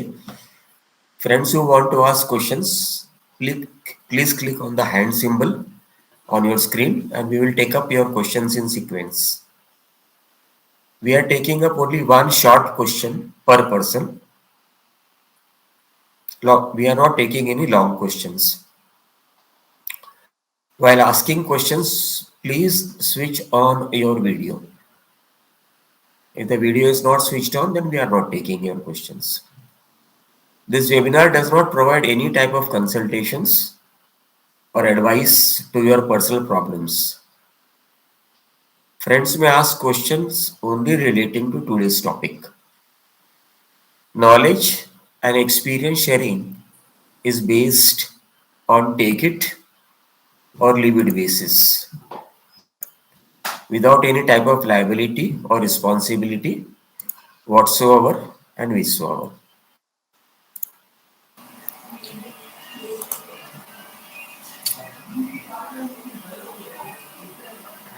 Mr. Abhijit Sharma, please mute your microphone.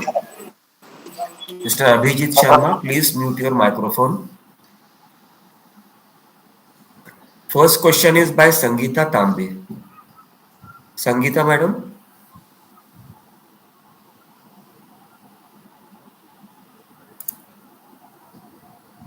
Next question is by Anil Verma. Mr. Anil Verma.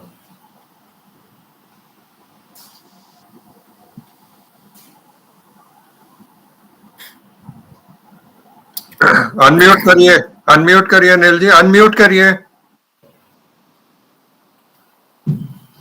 आपने अनम्यूट नहीं किया है, अपना माइक ऑन करिए।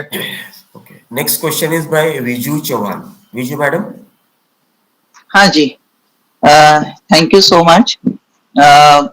ये 154B.27.1 के अंडर डेप्यूटी रजिस्ट्रार क्या क्या डायरेक्शन मैनेजिंग कमेटी को दे सकते हैं और क्या क्या एक्शन ले सकते हैं उनके against for not providing the documents at all. Ma'am मैंने बताया था बेसिकली ये जो प्रावधान दिया है 154B.27 अरुण देसाई जी आप थोड़ा म्यूट करके रखिएगा अपना फोन।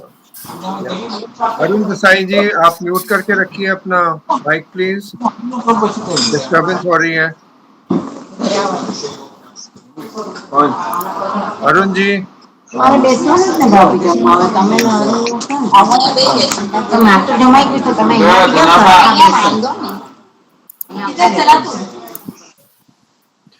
तो मैडम ये प्रावधान बेसिकली रखा हुआ है कि पहले तो जो 154B.8 के तहत आप डॉक्यूमेंट्स डिमांड कर सकते हो। कर लिए। हाँ जी 154B.8 तो and corresponding bylaw is also there 171 तो उसके हिसाब से आपको डॉक्यूमेंट मैनेजिंग कमेटी को देने चाहिए।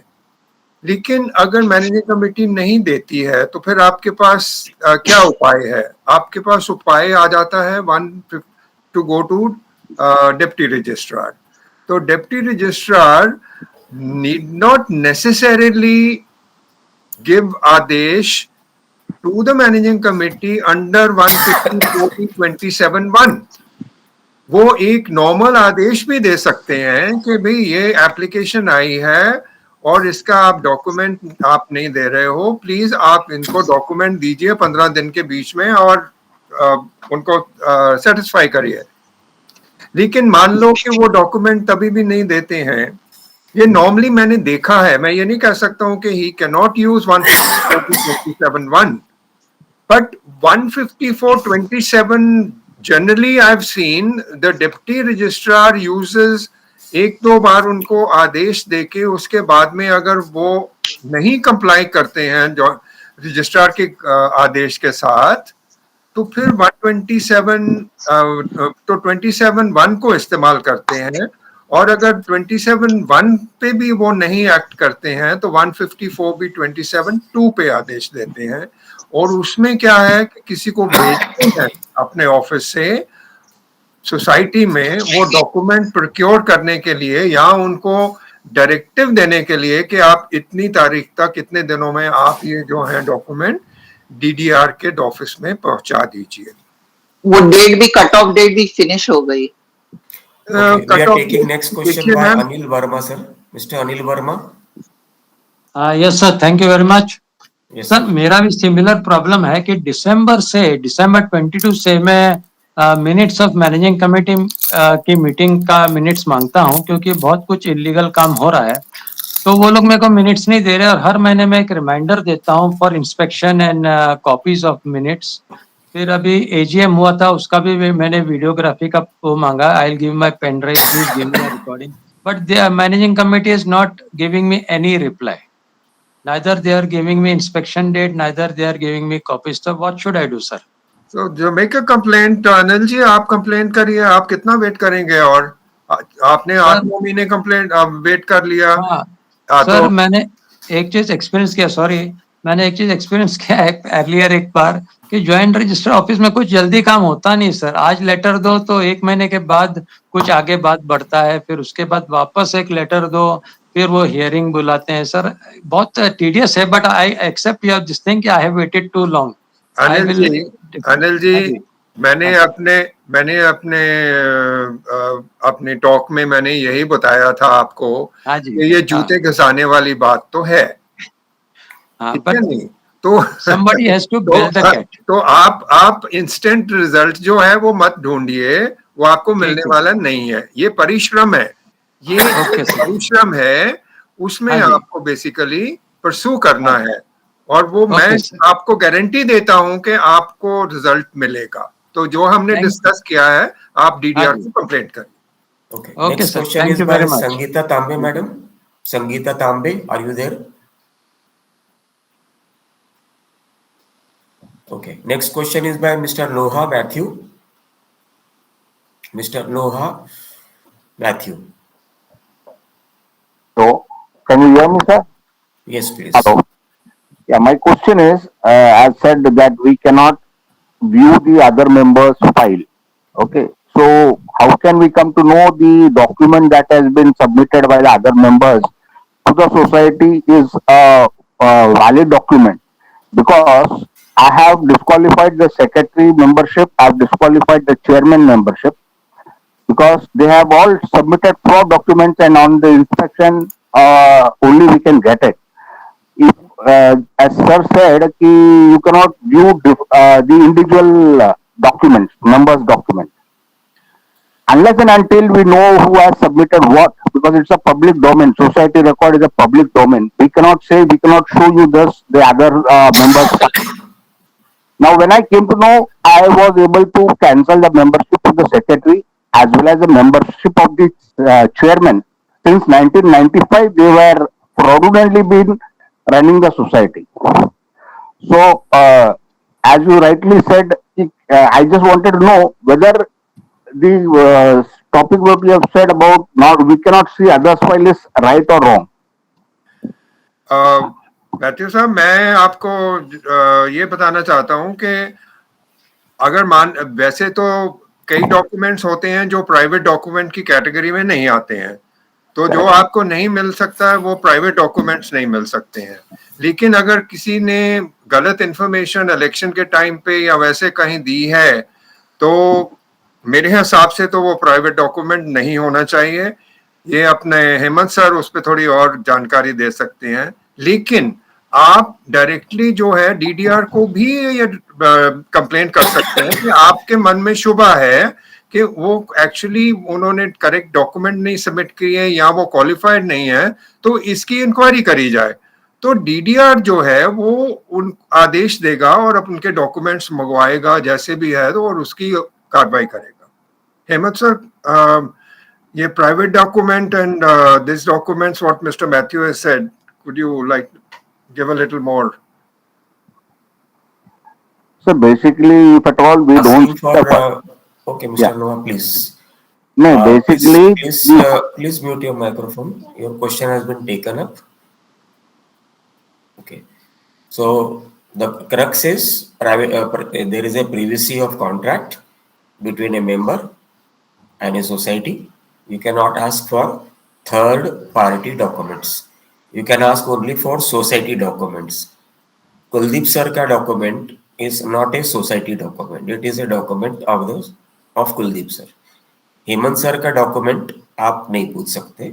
आपको अगर डिस्प्यूट क्रिएट करना है, आप सिविल कोर्ट में जाओ, फाइल करो पिटीशन, वो आदमी को भी पार्टी बनाओ, वो अपने आप को डॉक्यूमेंट वहां पे सबमिट करेगा और आपको कॉपी मिल जाएगा। लेकिन अगर आप इसमें ये सोचेंगे कि वो आपके ऊपर प्राइवेट केस नहीं फाइल कर देगा आपके मेलिशियस प्रोसिक्यूशन एक्ट के अंदर में, तो फिर आप गलत फहमी में होगे। वो that is also possible. Anyway, thank you for joining in. Sangeeta madam, are you there? Sangeeta madam, Sangeeta Tambe. Okay, next question is by mister Ganpat Rathod. Mister Ganpat Rathod. Good evening sir. Good evening sir ji. मेरा सवाल यह है कि कमेटी और चेयरमैन सुमोटो एसजीएम बुला सकते हैं क्या? मेरा इंटरप्रिटेशन ऐसा है कि चेयरमैन को और कमेटी को एसजीएम बुलाना है और and shall call within 30 days. One is one fourth member of the society holding a requisition current. Second is registrar can order for this SGM. And third is federation to which the society is affiliated. They can order for calling the SGM. मतलब chairman and this committee cannot call the SGM sumoto. They can call SGM sumoto जब कोई ऐसा आपकी जब AGM अगर हो चुकी है और आपको कोई काम करना है, उसके बाद में अगर उसकी अनुमति लेनी है जनरल बॉडी मीटिंग की, तो आप कैसे लेंगे? मैनेजिंग कमेटी कैसे लेंगे? ये प्रावधान जो है रखा हुआ है MCS एक्ट में और बायलॉज में कि chairman sumoto himself on an issue which may be decided in the managing committee meeting or majority of MC members can call an SGM so that they can take approval for the work which they are planning to do. Section 76 I am asking. Section 76. My interpretation is like this actually. Under these three conditions only whether the chairman or the committee can call the SGM. 1/5 member का requisition or whether registrar can order or federation to which society is affiliated. Yes, all these people can call. So chairman also can call. Kuldeep sir. I don't think. Mr. Ganpat, please आपका microphone को आप mute कर दीजिए. आपका प्रश्न हो गया. Okay. SGM can be called by the secretary on his own motion. If the secretary is not calling it, it can be called by the chairman. And if there is a requisition by 1/5 members, section 76, then it can be called by the managing committee or by the deputy registrar. There is no such thing as federation will call. उसका नहीं है. आप एक बार section को फिर से read कर लीजिए. Next question is by सुखदा तिरोड़कर. नमस्ते सर. नमस्कार मैडम. सर मेरा क्वेश्चन ये है कि अपने घर के बाहर आप केवल शू रैक रख सकते हैं, ऐसा एमएलसी में एजेंडा रखना लीगल है कि इलीगल है? इलीगल है मैम. कुछ भी जो अपनी कॉमन एरिया है उसको आप प्राइवेट काम के लिए कोई भी यूज नहीं कर सकता है. और इसमें क्या है कि एक ईगो इशू बन जाता है. लेकिन जो हमको समझने की बात है वो ये है कि even fire department does not permit your fire act जो है Maharashtra fire act also says that all these areas must be clear so that during an emergency there is no hindrance. अभी आप पहले शू रैक रखोगे, उसके बाद में आप शू रैक के में भी शूज नहीं रखोगे और आपके 5 जोड़े जो हैं वो घूमते रहेंगे सारे उसमें. अगर आग लगती है, कुछ रिक्वायरमेंट होती है तो वो 5 जूतों के ऊपर ट्रिप होके वो फायरमैन भी गिर सकता है. तो इसमें समझना थोड़ा सा जरूरी है. इसको एक मेंबर्स इशू बना लेते हैं कि भाई शू रैक की तो ना हमने रखा तो हम यूज नहीं कर सकते. दरवाजे के बाहर आपका कोई अधिकार नहीं है. Okay. Next question is by Mr. Naimish Brahmabhat.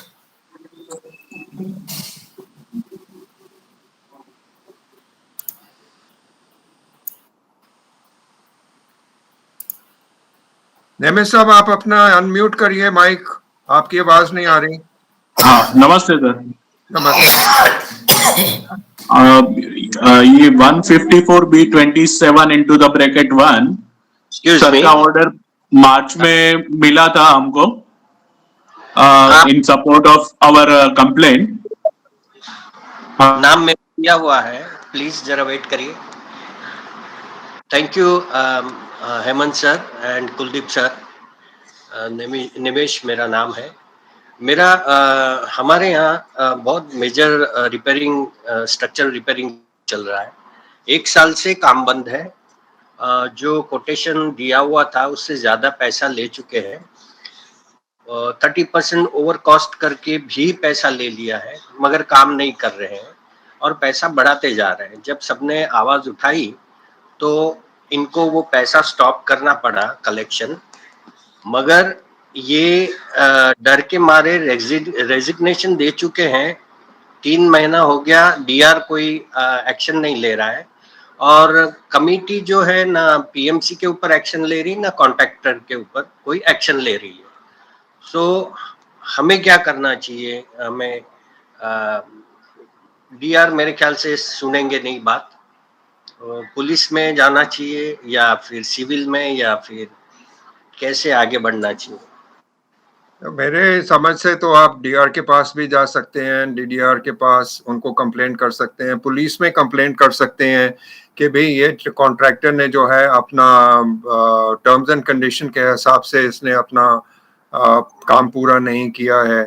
तो ये आप डेफिनेटली जाके ये कंप्लेंट कर सकते हैं.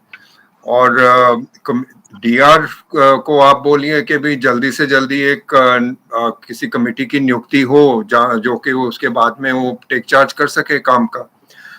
Hemant sir, anything you want to add on that?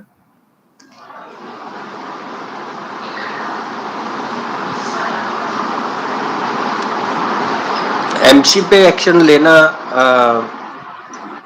जरूरी है, क्योंकि कॉन्ट्रैक्टर और पीएमसी पे हम शायद नहीं ले सकते डायरेक्ट एक्शन. नहीं तो आप कोर्ट में भी डाल सकते हैं ना, कोऑपरेटिव कोर्ट में भी आप डाल सकते हैं. अगर इसमें कोई क्रिमिनलिटी है तो you can go to criminal court also. लेकिन ये जो कमिटी के ऊपर तो आप कोर्ट में भी जा सकते हो, कोऑपरेटिव कोर्ट में, कि भी उन्होंने अपना काम ठीक तरीके से नहीं किया है. और अगर वो कॉस्ट उन्होंने आपने पहले तय करी थी कि भाई ये काम की इतनी कॉस्ट होगी और वो बढ़ चुकी है, उसकी भी अनुमति जनरल बॉडी मीटिंग में होनी चाहिए थी. ये मालूम नहीं हुई कि नहीं हुई, क्योंकि जनरल बॉडी में आप वो आ सकते हैं और बोल सकते हैं कि भाई इतना खर्चा हो गया, काम ज्यादा निकल आया, अभी हमको और ज्यादा पैसा कलेक्ट करना पड़ेगा. लेकिन ये अपनी मनमर्जी के साथ कलेक्शन चालू नहीं रख सकते जब तक जनरल बॉडी को कन्विंस नहीं करते कि भी ये और पैसा कलेक्ट करने की जरूरत है. तो मेरे हिसाब से आपके पास तीनों ही दरवाजे खोले हैं, DDR, court and police. Next question is by Mr. Mahendra Pandya. Mr. Mahendra Pandya. Good evening, sir. Good evening. Can you hear me? Yes, sir. Okay. My straight question is that if the complaint has to be done, to be made regarding the managing committee who have not taken the general body's sanction, they have carried out a repair of a pocket terrace. Can I go and approach directly the DDR instead of DR? Because DR, I have got a fairly poor response over there. So my confidence level is not good. Sorry, this is a personal take, but then I have to ask and get the reply from them. नहीं, मैंने आपका question सही समझा कि नहीं, कि नहीं office bearers ने कुछ काम कराया बिना अनुमति के. हाँ, क्योंकि एज बुलाई थी 2 बार, उसमें कोरम था नहीं, और कोरम नहीं होने की वजह से वो मीटिंग हुई नहीं है. उसके बावजूद, and this is about the last year before the monsoon, they had carried out the repairs which goes beyond the expenses of 1,20,000, which is beyond the purview of the managing committee, what they can do it. Yeah, so you can, if you have complained to DDR, you said that's the right approach. But उसके बाद में अगर वो action नहीं ले रहा है तो उसके सुपीरियर को ही आप अप्रोच कर सकते हैं. आपके रीजनल रजिस्ट्रार है, उनको अप्रोच कर सकते हैं. Okay, because I've got to know this now, and I want to pursue this further, because I know that in this AGM they are trying to wind up everything about the last year. Okay, thank you, Mr. Pandey, for sharing. आप Next AGM में question is by पूछ सकते हैं Mr. ना कि Praveen ये अगर Patil. हुआ था तो ये क्यों नहीं ठीक था, ढंग से क्यों नहीं हुआ, पैसे पहले अनुमति क्यों नहीं दी आपने? Because तो it was a favor for one of the managing committee member जिसके ऊपर का रूफ का पॉकेट टेरेस का इशू था. नहीं तो ये तो फिर आपको ये मेजॉरिटी डिसीजंस के हिसाब से अगर whenever you are discussing in general body meeting, simple majorities will have to agree whether they are right or whether they are wrong. If they are wrong, I mean, even if they are wrong and if you condone that error or you condone that they are wrong act, Right. then general body, then the matter finishes there. Okay. अगर आप उनके ऊपर कोई action लेना चाहते हैं तो फिर अगर वो मुद्दा आता है जनरल बॉडी में तो then it should be rejected by the general body also. Kuldeep sir, we will take up next question. Mr. Praveen Patil. Mr. Praveen Patil.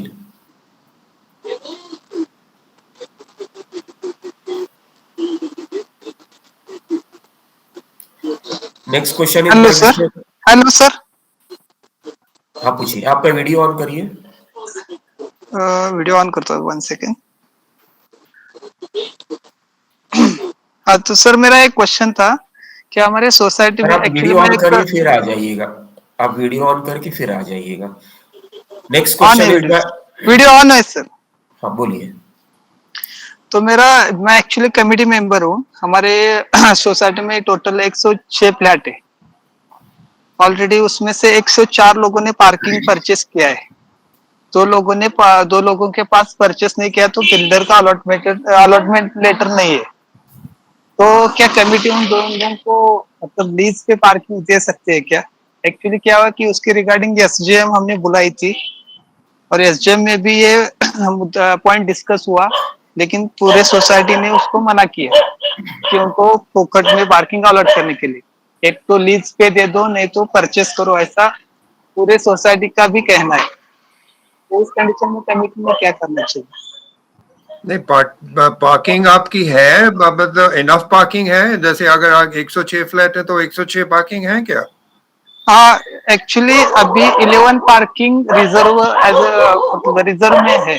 11 parking allotment होने के बाद 11 parking as a visitor parking करके मतलब रिक्त छोड़ा है. No, visitor parking cannot override the requirement of the members parking. Okay. आप ये नहीं है कि भी हम 20 पार्किंग विजिटर्स के लिए रखेंगे इसलिए हम 10 मेंबर्स को पार्किंग नहीं दे सकते. पहला अधिकार पार्किंग का जो है वो मेंबर्स का है. उसके बाद में जो आप जगह नॉमिनेट कर सकते हैं कि भाई ये विजिटर्स पार्किंग को ये जगह पे पार्क करना है, तो सिक्योरिटी सबके पास होती है, वो डायरेक्ट कर सकते हैं. तो अभी नॉर्मली अगर पार्किंग अलॉटेड है जो उसके ऊपर पेमेंट करी गई है part of the allotment, then you have the right. अगर कॉमन पार्किंग है तो कॉमन पार्किंग में आपको मालूम है कि रूल तो वही होता है कि भाई on need basis and on circulation basis. अगर पार्किंग कम है तो आप 10 मेंबर को पार्किंग जो रोटेट करें फिर, और उसमें आपको जो जनरल बॉडी डिसाइड करे कि भी आपको इतना देना चाहिए फॉर पर मंथ, तो उसके हिसाब से वो अरेंजमेंट कर सकते हैं. Okay next question. एक्चुअली क्या है कि सुनो ना सर, एक्चुअली ये जो पॉइंट है हमारा कोर्ट तक गया है sir. Mr. Patil, your question is over. We are not taking additional questions, supplementary questions. We are winding up this webinar in 5 minutes. Next question is Mr. Anil Kumar Anchan. Mr. Anil Kumar Anchan. अंचन साहब mic unmute कर लीजिए. Sir जी नमस्ते. Sir ये जो society register होता है इसका document अपन मांग सकते हैं क्या? सोसाइटी जो रजिस्टर होता है उसका डॉक्यूमेंट सोसाइटी अपन जब रजिस्टर कर लेते हैं तो उसका अपन डॉक्यूमेंट्स दे सकते हैं, इंस्पेक्शन कर सकते हैं, ले सकते हैं. मेंबर इंस्पेक्शन कर सकते हैं क्या? अपन देख सकते हैं कि वो रजिस्टर हुआ या नहीं है सोसाइटी? नहीं तो इस पे शक शुबा तो क्यों होना चाहिए? आप सोसाइटी को पूछिए ना, जाके इंस्पेक्ट कर तो लीजिए। मैं सोसाइटी को पूछा था और मैंने रजिस्टर को भी लेटर डाला था। रजिस्टर बता रहा है कि मेरे पास ऐसा कोई भी डॉक्यूमेंट्स नहीं है। तो अभी आगे क्या करना चाहिए सर? नहीं, ये तो सोसाइटी रजिस्टर होनी चाहिए। अगर डॉक्यूमेंट नहीं है तो आपकी सोसाइटी नहीं रजिस्टर हुई है, तो फिर आपको प्रोसेस करना पड़ेगा सोसाइटी को रजिस्टर करने के लिए। नहीं, सोसाइटी तो चल रहा है सर, लेकिन अभी डॉक्यूमेंट्स मांगने पर ना तो सोसाइटी दे रहे हैं, ना तो रजिस्टर का ऑफिस में कुछ दिखाई दे रहा है। नहीं तो क्या करें? तो अनिल जी, जब आपने रजिस्ट्रार को कंप्लेन किया तो रजिस्ट्रार ने क्या जवाब दिया? वो उसने ये तो नहीं बोला कि आप डॉक्यूमेंट नहीं देख सकते हैं, कि वो सोसाइटी को नहीं बोला कि भाई आप, और उसके रजिस्ट्रार के पास तो सारा डिटेल्स होता है कि कौन सी सोसाइटी रजिस्टर्ड है, कौन सी नहीं रजिस्टर्ड है। उन्होंने ना बोला मेरे पास नहीं है, तो उसमें अभी वही है क्वेश्चन कि आगे कैसा प्रोसीडिंग करें अभी। अगर सोसाइटी नहीं रजिस्टर्ड है तो फिर आप प्रोसीड करिए टू रजिस्टर द सोसाइटी, उसका सेपरेट प्रोसेस है। मैं अभी हियरिंग मेरा चालू है रजिस्टर के पास। हाँ, तो उसमें तो वहाँ पे उन लोग ने एडवोकेट को भी अपॉइंट किया है। तो मैंने उनको बोला कि आप सोसाइटी ही रजिस्टर नहीं है और इलीगल चल रहा है, तो आप कौन सा बेस पे एडवोकेट को हायरिंग किया करके। तो बोलता नहीं सोसाइटी तो है, तो ये सब चल रहा है। इसके लिए मैं पूछ रहा हूँ कि मैं देख सकता हूँ रजिस्ट्रेशन। अच्छा, Hemant sir, I think this is a little complicated issue, थोड़ा सा आप इसके ऊपर ज्ञान दीजिए प्लीज। कुलदीप सर, ऐसा है कि जब आप सोसाइटी रजिस्टर करते हो तो या तो बिल्डर ने रजिस्टर करके दिया होगा आपको, या तो बिल्डर के नॉन कोऑपरेशन से आपने रजिस्टर किया होगा, और उस समय जिसको कहते हैं फॉर्म ABCD प्लस एफिडेविट्स वगैरह वगैरह आपने फाइल किया होगा। आप रजिस्ट्रार के ऑफिस में एक सिंपल अर्जी डाल सकते हो, application for society registration documents, this is the society registration number. Society registration number आपको आपके मेंटेनेंस बिल में मिल जाएगा, शेयर सर्टिफिकेट में मिल जाएगा। मिस्टर अभिजीत शर्मा, आप म्यूट करके रखिए प्लीज। या तो आपको शेयर सर्टिफिकेट है, मेंटेनेंस बिल है, या सोसाइटी का लेटर हेड है, ये टिपिकली मिल जाता है, उसमें कोई कॉम्प्लिकेशन नहीं है। और फिर भी अगर रजिस्ट्रार नहीं दे रहा है, और चूंकि registrar is a public authority, public officer, PIO है, you can put up an RTI application and follow it up. There is no difficulty कि जिसमें आपको डॉक्यूमेंट नहीं मिलेगा। Anyway, thank you. Thank you. Mr. Abhijit Sharma, your question please. Mr. Abhijit Sharma. Yes sir, good evening sir. Sir अगर society, आप अपना video on कर लीजिए प्लीज। हाँ बोलिए। वीडियो ऑन ही है, बोलिए सर। अगर सोसाइटी जो डॉक्यूमेंट रिक्वेस्ट करते हैं, हम लोग लिखते हैं उनको और मेल पे पूछते हैं या लेटर से पूछते हैं, फिर भी वो लोग उसको शेयर नहीं करते हैं। और यहाँ तक कि वो लोग रजिस्ट्रार को भी जो एनुअल रिटर्न्स वगैरह और डॉक्यूमेंट सबमिट करना होता है वो नहीं करते हैं। तो हमको अगर DR को भी अगर लिखेंगे तो भी वो डॉक्यूमेंट जो हमको चाहिए वो उसके पास ही नहीं है, तो वो हमको कैसे मिलेगा जब सोसाइटी उनको ही जमा नहीं कर रहा है और हम जो लिख रहे हैं सोसाइटी को वो हमको नहीं दे रहा है। तो ऐसे केस में कैसे, और जब हम RTI भी डालते हैं अगर किसी डॉक्यूमेंट के बारे में, अगर दूसरे डिपार्टमेंट में जैसे IT इनकम टैक्स में या कहीं पे भी, तो वो लोग ये बोल देते हैं कि this is personal information and can not be shared, fiduciary relationship, इस तरह से कुछ जवाब दे देते हैं वो लोग। तो जबकि वो डॉक्यूमेंट जो हम मांग रहे हैं वो एक्चुअली किसी का पर्सनल नहीं है, वो सोसाइटी का है। तो सोसाइटी का पर्सनल कैसे हो गया? तो ऐसे सिचुएशन में कैसे हम लोग डॉक्यूमेंट रिकवर करें? ये तो कोई बात नहीं हुई, मतलब वो तो सोसाइटी को डॉक्यूमेंट देने ही चाहिए, ये एब्सोल्युटली आपका अधिकार है, फंडामेंटल राइट है। और अगर ये तो DDR को खुद एम्फेसाइज करना चाहिए उनको अंडर 27(1) and 2 154B, और अगर वो नहीं देते हैं तो वो बर्खास्त कर सकता है। ये बॉम्बे हाई कोर्ट की जजमेंट इतनी अच्छी जजमेंट है कि भी ये अपनी मनमानी आप नहीं कर सकते हो। लेकिन वही है, थोड़ा डिफिकल्ट होता है to take the whole thing to the end, but I don't find any reason You can, अगर रजिस्ट्रार नहीं करता है, you can make the complaint even to the commissioner. Where's the problem? हाँ सर, जबकि नहीं, वो खुद रजिस्ट्रार को ही जमा नहीं करते, और काफी सारे डॉक्यूमेंट्स होते हैं जो इंटरनल जो एक्चुअली जरूरत नहीं है डीआर को सबमिट करने का, तो वो हमारे मेंबर्स के लिए जरूरी है, ताकि हमको पता चले कि क्या चल रहा है, और क्या मतलब फाइनेंशियल स्टेटमेंट्स, फाइनेंशियल जो उनका जो वो है डॉक्यूमेंट्स है, वो हमारे लिए चाहिए, हमको ये मालूम करने के लिए कि there is transparency and accountability.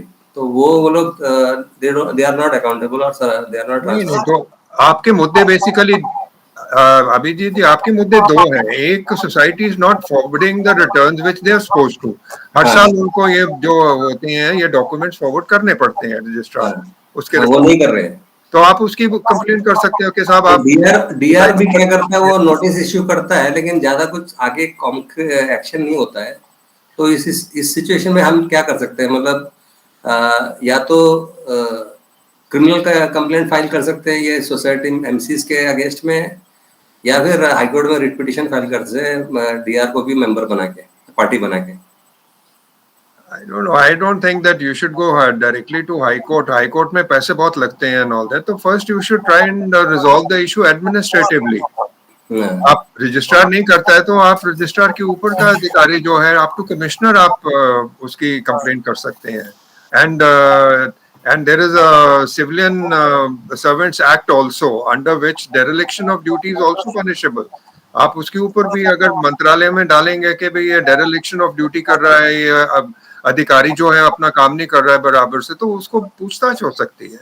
तो ऐसे नहीं है, वो आपको करना है। तो ये कोर्ट का जो है वो मेरे हिसाब से तो आपको आखिर में रखना चाहिए आपको, क्योंकि आप it is very long process और पैसे बहुत खर्च होते हैं। ओके कुलदीप सर, हम लोग को वेबिनार कंप्लीट करना पड़ेगा।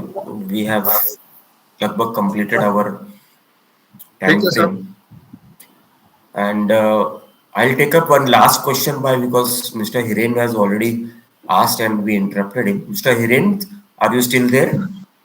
Yes, sir. Namaste. Namaste. Please ask a short question and then we will conclude today's webinar. Same था ये जो 154B27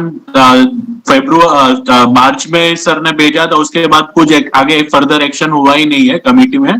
हमने मई में वापस रिमाइंडर डाला था उनको रजिस्टर ऑफिस में, और रिमाइंडर 2 भी कल के डेट में डाला है, लेकिन अभी तक कोई एक्शन नहीं हुआ है for disqualification of the committee.